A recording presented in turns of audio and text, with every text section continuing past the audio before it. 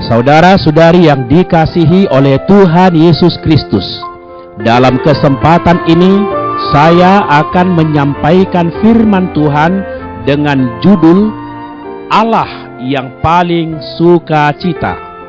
Pembacaan Alkitab kali ini diambil dari kitab Pengkhotbah pasal 3 ayat 12 dan 22 yang berbunyi, "Aku tahu bahwa untuk mereka tak ada yang lebih baik daripada bersuka-suka dan menikmati kesenangan dalam hidup mereka. Aku melihat bahwa tidak ada yang lebih baik bagi manusia daripada bergembira dalam pekerjaannya, sebab itu adalah bahagianya." Saudara-saudari yang dikasihi oleh Tuhan, sukacita adalah kenikmatan yang paling besar dalam kehidupan manusia. Sukacita membuat hati orang lega. Sukacita membuat mata orang bersinar. Sukacita membantu orang berbadan sehat. Sukacita menghasilkan wajah yang berseri-seri. Sukacita menghasilkan musik. Sukacita mendatangkan nyanyian yang menggembirakan, membuat kehidupan orang penuh cita rasa.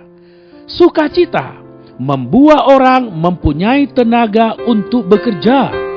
Sukacita menambah banyak kecerahan hidup. Sukacita membuat kehidupan manusia seperti terbang ke angkasa. Sukacita sangat baik. Setiap orang ingin memiliki sukacita. Banyak orang senang mendekati orang yang bersukacita. Setiap orang senang menyambut sukacita ini. Banyak orang senang melakukan perkara yang sukacita. Banyak orang senang pergi ke tempat yang sukacita.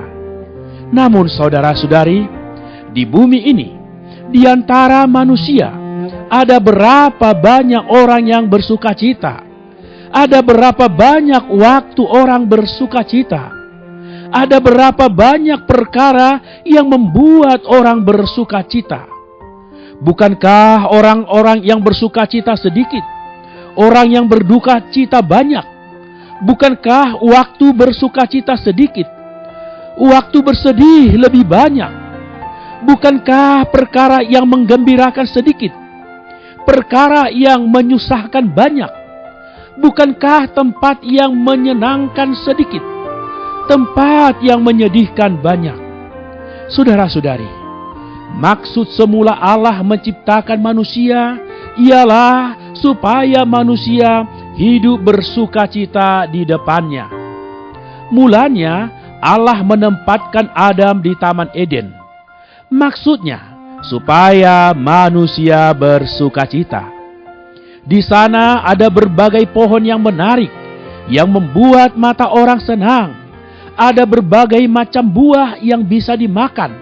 Lebih-lebih ada wajah Allah yang membuat orang bersukacita. Di sana tidak ada penderitaan, tidak ada jerih lelah, tidak ada penyakit dan kematian. Tetapi Adam dibujuk oleh iblis, murtad terhadap Allah, jatuh keluar dari Taman Eden, meninggalkan tempat sukacita, kehilangan sumber sukacita. Alhasil, orang dunia penuh dengan penderitaan, penuh dengan jerih lelah, dan berbeban berat, ada penyakit dan kematian. Melalui Tuhan Yesus berdarah dan mati di atas salib, telah merampungkan penebusan. Tidak saja supaya orang hidup dalam damai sejahtera dengan Allah, juga bisa bermegah dalam Allah. Inilah yang dikatakan di dalam Roma pasal 5 ayat 1 dan 11. Manusia bisa dengan Allah sebagai tempat tinggalnya, seumur hidup bersukacita. Seperti yang tercatat di dalam Alkitab, kitab Mazmur pasal 90 ayat 1 dan ayat 14 mengatakan, "Tuhan, Engkaulah tempat perteduhan kami turun-temurun, supaya kami bersorak-sorai dan bersukacita semasa hari-hari kami. Saudara-saudari, Allah adalah sukacita dan kegembiraanku, kata Mazmur di dalam pasal 43 ayat 4. Begitu manusia memiliki Allah, ia memiliki sukacita yang paling besar, seperti gelora lautan yang memenuhi hati. Seperti yang tertulis di dalam Roma pasal 15 ayat 13. Allah sumber pengharapan memenuhi kamu dengan segala sukacita dan damai sejahtera dalam iman kamu. Saudara-saudari, kegembiraan dunia datang dari luar manusia, bisa terpengaruh oleh situasi, mudah berubah karena waktu dan tempat. Allah tinggal di dalam manusia adalah sumber segala sukacita, tidak terpengaruh oleh situasi, tidak berubah karena waktu atau tempat. Tuhan berkata di dalam Yohanes 16 ayat 22, Aku akan melihat kamu lagi, dan hatimu akan bergembira, dan tidak seorang pun yang dapat merampas kegembiraanmu itu dari kamu. Haleluya.